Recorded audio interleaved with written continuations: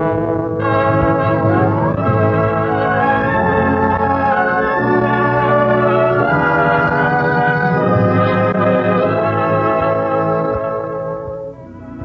NBC University of the Air presents We Came This Way, stories of the men of yesterday who fought for freedom of the human mind, spirit, and body.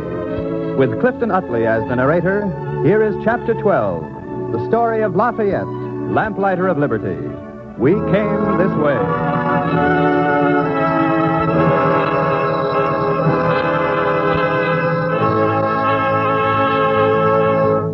In the year 1757, there came into the world a boy, heir to the noble French name of Lafayette.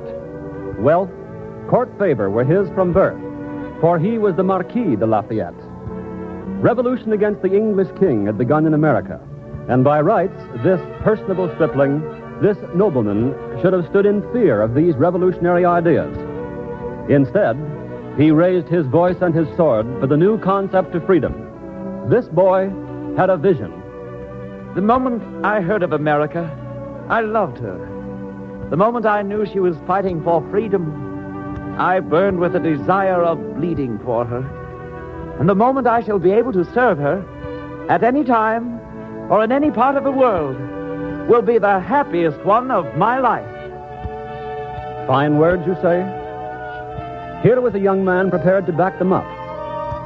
Against the orders of the King of France, he obtained the promise of a commission of Major General in the American Army, and, leaving his family behind, sailed for America. Call it eagerness, call it the callousness of youth, if you will, but he expected to be received with open arms by the American Congress in Philadelphia. But what happened? Well,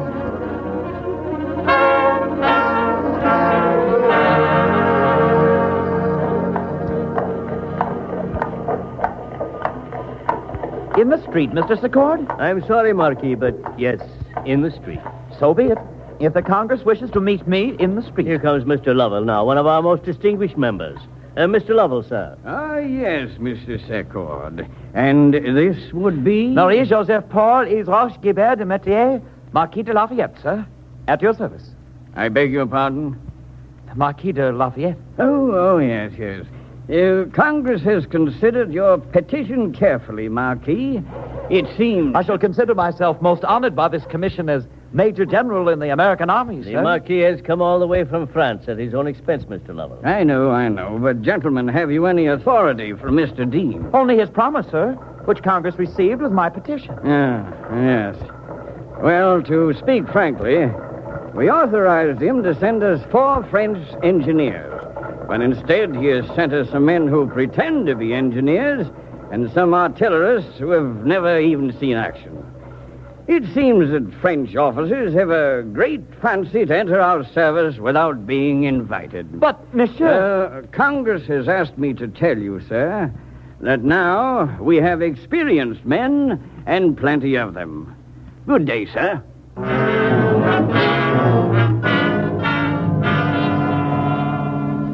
A less determined man, a prouder man, but evidently Lafayette's devotion was more than an empty boast, and so a letter to Congress. After the sacrifices I have made, I have the right to insist upon 2 favors. 1, to serve at my own cost, and 2, to begin my service as a volunteer. A Marquis serving in the ranks? Americans admired nerve even then. And so they made him a Major General, the highest rank in the American Army. A boy of 19. And they gave to General George Washington the thankless task of making use of the untried talents of this persistent youth. Lafayette first met Washington at a dinner given in the General's honor a short time later. General Washington, may I present the Marquis de Lafayette, who, as you know, has lately been added to your command. Marquis, I am honored. It is I, sir, who am deeply indebted. Come, Marquis. We have much to discuss. They have told me of the sacrifices you have made to come to the aid of our cause. It is a cause which the whole world will someday support, sir. Which gives me a view of the noble spirit behind your decision. Please to consider my quarters as your home while you're with us. My family as yours. Thank you, sir. But I must warn you that There's very little of French court life in the privations of a Republican army.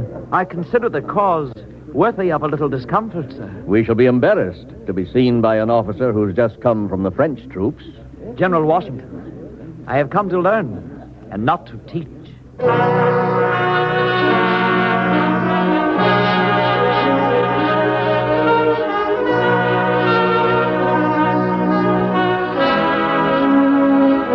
Washington liked this boy, but what to do with him? A major general in command of a platoon. Things were not going well for the cause of liberty at this time. Lafayette was to know all too well what Washington meant by the privations of a Republican army. Lafayette's career became one long day of battle. At Brandywine, the American army found itself caught between two British divisions and was forced into a retreat that became a rout. Sheba! Here's the end of this woods. We'll form for battle here. Oh, General, the wings on each side have given way, and they're putting all their fire upon us here at the center. The more decent to stand and fire. There's too many for us, sir. Save our necks, I say. Save our necks. Sir, you'll make a British target on that horse. Rather that than give way now. Form the battle. I'm with you, sir. Here, down behind the wagon. Powder and ball. Send some shot this way. Voila, monsieur. Tirez, fire!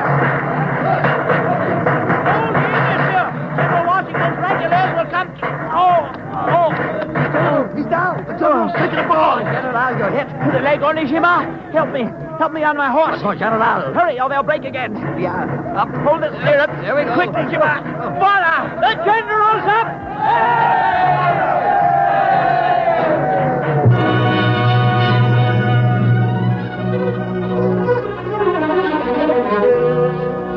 Wounded in his first battle, Lafayette returned to the fight even before his wound was healed. Given charge of a scouting party at White Marsh, he led it with such success that Washington gave him command of a division. And while he fought, Lafayette enlisted, by means of letters, the aid of his friends in high places at the French court. On the 5th of May, 1778, Washington was to learn of the political power of his boy general. In the command hut of General Washington at Valley Forge, the older man called the younger to him to reveal his feelings. Mon General? My dear Marquis, have you heard the news? News, sir? Intelligence has reached me here from Congress that will put this land and its people forever in your debt. Sir? What is it? Our infant nation has made an alliance with your great King of France. France. I knew it, sir. I knew that Frenchmen would waken and make this cause their own.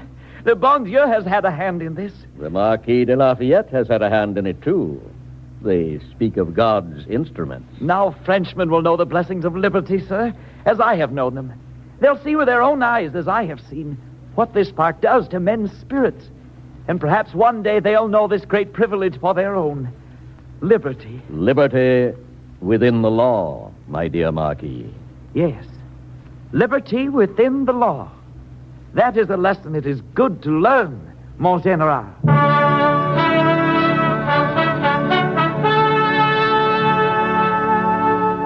With France committed to the success of his Americans, Lafayette became a dynamo. In a visit to his native land, he helped make tangible the French promises, returned to America, and again took up the sword. Now the final chapter of Lafayette's American adventure was at hand. As part of the American army, which gave battle and put to rout the British force under Cornwallis, Lafayette helped to force the British general into a trap at Yorktown. And the victory at Yorktown sent Lafayette back to France to become chief of staff of the combined armies of France and America. There he heard the glad tidings. England had given the colonies their independence. The Marquis dispatched a vessel, fittingly named the Triumph, to bring the news to the America he loved. He continued to work in the interests of America, helping Franklin, Adams, and Jay to borrow money from France. His exploits had won him tremendous popular acclaim, and, in spite of the revolutionary ideas, his own class could not resist him. Never did he allow an opportunity to pass to show the French nobility where he stood.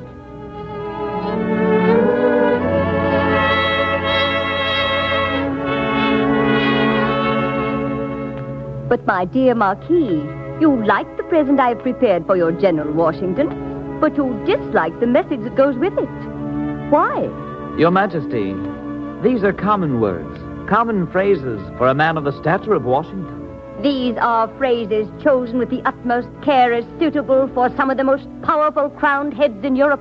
They, madam, were only kings. Washington is the general of a free people.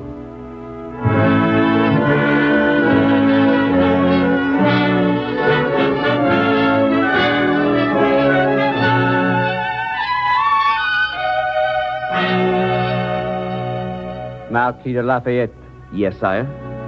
I see you persist in wearing your American uniform. At least tell me now the meaning of the emblem on the belt. That, sire, is the representation of a liberty tree, planted on a broken crown and scepter. I see.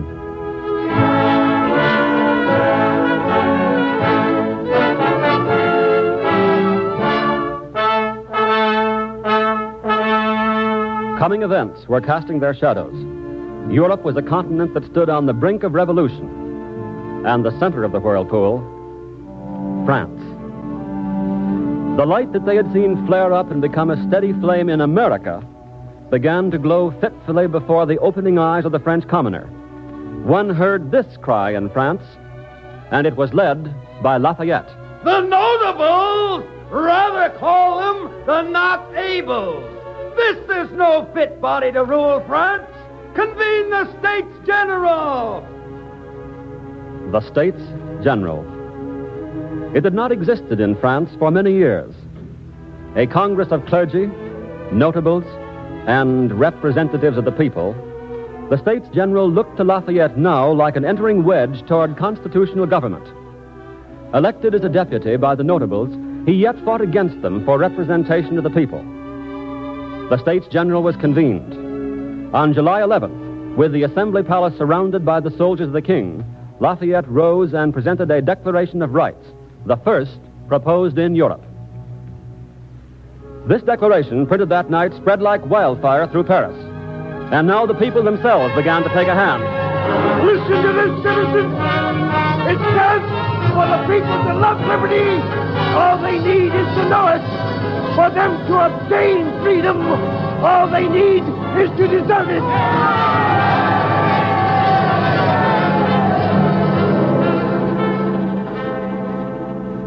The Assembly voted to stay in session day and night until action was taken. Chosen to preside over the deliberations, Lafayette slept in the hall. Rioting broke out in the streets. On July 14th, the mob attacked the great French symbol of oppression, the Bastille.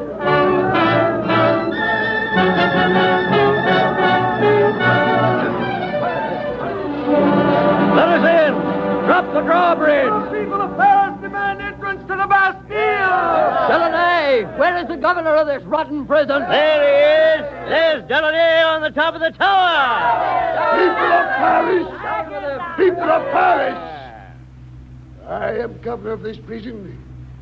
My duty to the king demands that I resist any unlawful entry. Your duty is to the people of Paris! With this drawbridge below me raised, you will never be able to enter here. And without some lawful order from the king himself, I shall never give permission to have it locked. Here, Francois, turn. Baron Blanchard should have those chains on the bridge cut in a moment. Myself, I'll drag that dog of a Delaunay down from his tower. When the drawbridge falls, I'll drag the tower down brick by brick. My father died in this stinking hole. Be careful of the guards within, they'll fire. Return to your homes. I have ordered the guards not to fire unless attacked. There's nothing to be gained by your threats.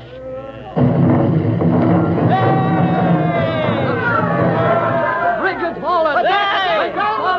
Delaunay! Kill Delaunay! Show him he can't resist the will of the people! There, the Swiss guards are firing! Delaunay has broken his word! Fire! Kill them! They're in! Come on! Open the door of the cell! Free the prisoners! Shall we let this rotten prison stand? Shall we let the tyrants put Frenchmen in here to be tortured and murdered again? Tear it down! Tear it down! Down with the Bastille!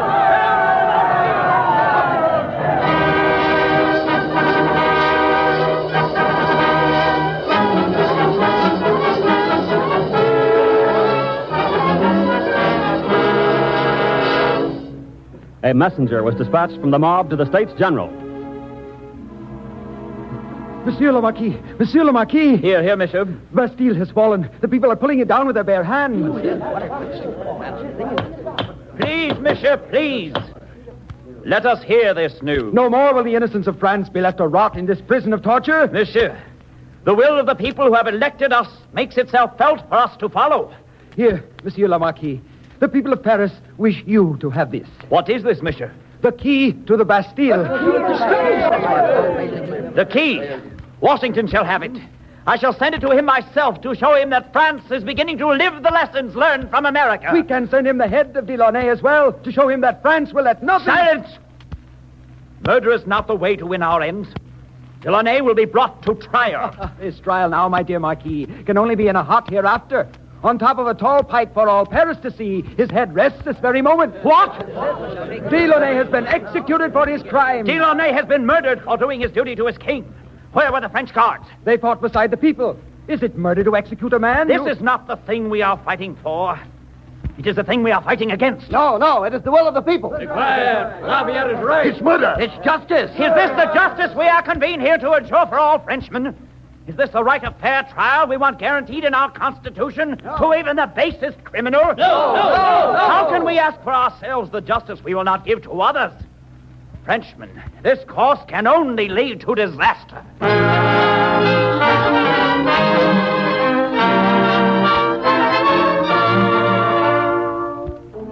Mob rule was rising, and Lafayette fought against it with every ounce of his strength. But events rapidly got beyond him. At 3 o'clock one October morning in 1789, Lafayette went to sleep exhausted after the adjournment for the night of the National Assembly. In the chateau near the Palace of Versailles, he was rudely awakened by startling news. A mob had attacked the king and queen in the palace. Lafayette went at once. Kill them, I say. Kill every one of them. The king's guard opposes the will of the people. Cut off the head. Oh, stand back. It's Lafayette. Leave the Marquis Lafayette. Monsieur de Marquis, we're showing the king's guard they cannot oppose the will of the people. We'll give you a head for yourself in a moment. Leave them alone, I say. Stand back. I have pledged my sacred word to the king that no harm shall come to them. Your sacred word, the word of a nobleman. Kill him. Arrest that man. The Marquis opposes the will of the people. He'd tell us what to do and what we cannot do. He preaches liberty, but does he practice it? This is not the will of the people. This is the will of the mob.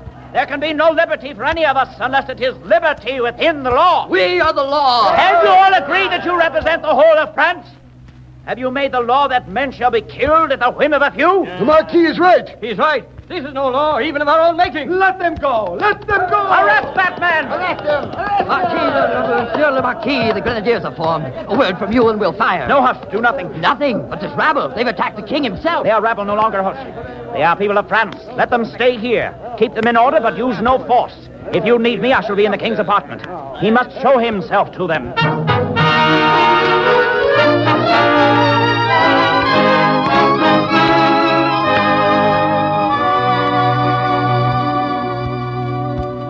It is the Marquis de Lafayette. Let him through. Let him through. Where is the king? He and the queen with the Dauphin are in his apartment, closely surrounded by his guards. You of the National Guard have served well this night. If your king had been murdered... We have sworn to defend his majesty with our lives, sir. Let the Marquis through. My dear Marquis, is this the lot of your king to die at the hands of a howling, bloodthirsty mob? I'm sure that is not their wish, sire. They would have murdered us in our beds. Were it not for your National Guards, we would have been corpses now. And my child here with us. I'm sorry, sire. And madam. I order you to have the National Guard drive them out. Arrest the leaders and hang them for treason. No, sire. You refuse? Yes, sire. The National Guards have saved your lives tonight. But it is you who must save your throne. My throne? Sire, these people are torn between their love for you and their concern at your lack of interest in their cause. But... Show yourself to them, and they'll be satisfied they are mistaken. Step out on this balcony. Monsieur le Marquis would see us murdered. Trust me, madam. Open the doors to the balcony. Sire, now send 4 members of your guard onto the balcony. You have heard the Marquis. Go. Yes, sire. My dear Marquis, you profess to understand this rabble better than I do. But if my men should die because of it... It cannot be. Madam, will you step out with me? You're being called by your people. The Dauphin. Shall I bring the Dauphin? Hold him in your arms as you are. Here now. Courage. They hate me. All of them. But I know my fate. Marquis, one fellow down there's pointing a gun at me. Safe. He'll not fire, I guarantee it. Let me kiss your hand. Chivalry at a moment when...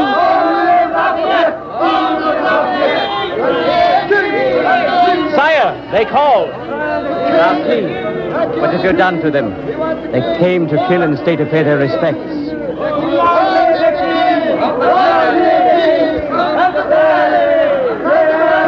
What is this talk of Paris? They want you near them, sire. Speak to them. But raise your hand and they'll listen. A few moments ago, they would have...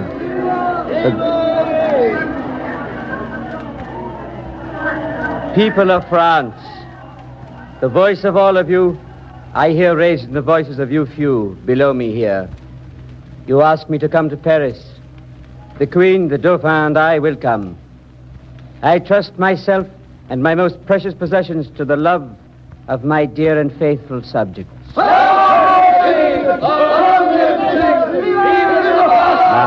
you have saved our lives. Sire, you have saved your throne. I have only saved your lives to try and save France.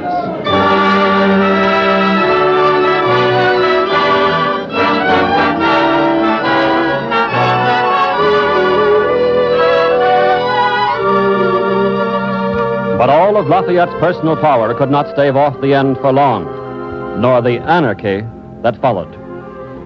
Lafayette was forced to flee for his life when the Jacobins came into power, preaching death for all nobility.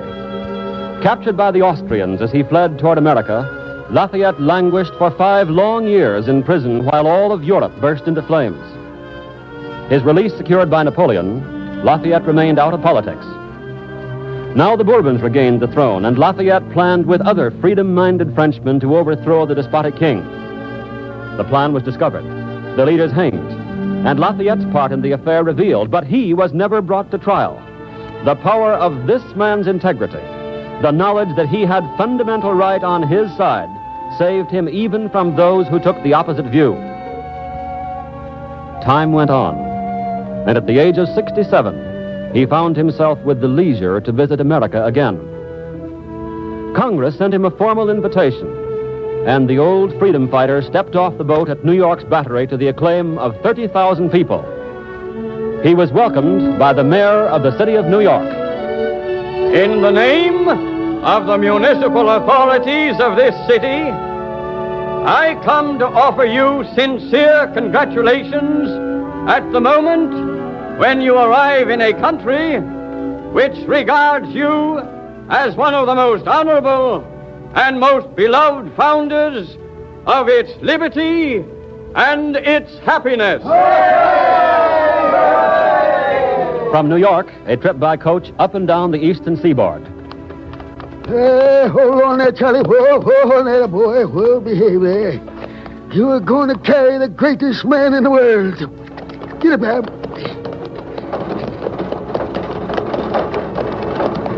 Hey, toll gate ahead. Hold, Charlie. Hold it. Go ahead. The road's free. General Lafayette travels today, and no man shall pay toll.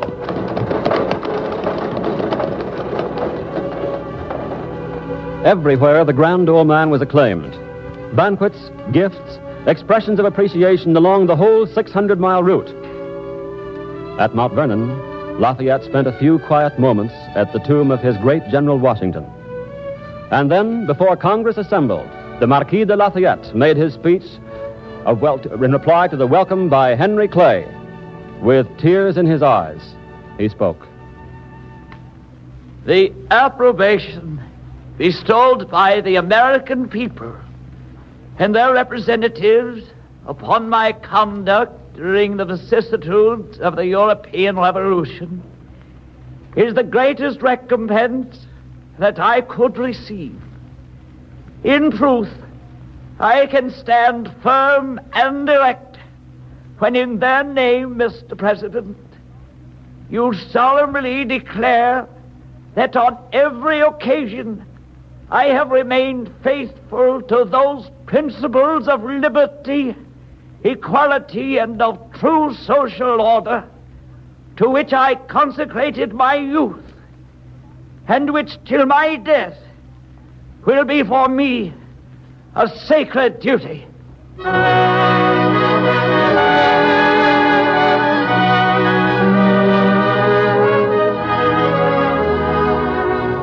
We came this way, Americans. We came the way of freedom for the body, mind, and spirit of man, and achieved the final goal because of the strength and vision of men like Lafayette. Though he failed to build in Europe the free world he had helped to found in America, he laid there the foundations of that world for those who came after. A larger share of greatness is his due, because the thing he sought for others was not something he had need of himself. Right was right for itself alone, more truly than for many others who have labored on the world of liberty. We Americans can pattern our actions after Lafayette toward freedoms not yet won, and looking back at the life he lived, say truly, we came that way.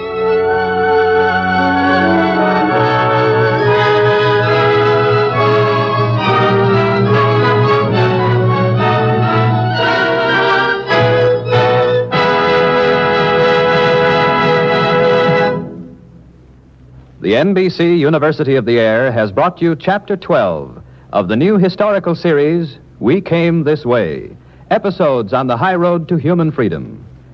We feel that you will enhance your pleasure and profit from this series if you make use of the special handbook which we have prepared to accompany it.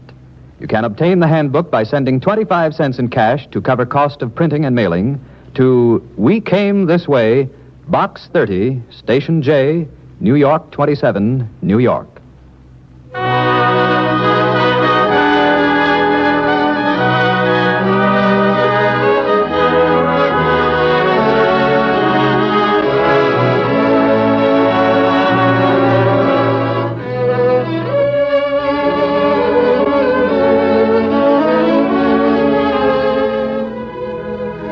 Tonight's script was written by Hugh Chain and directed by Mr. Homer Heck.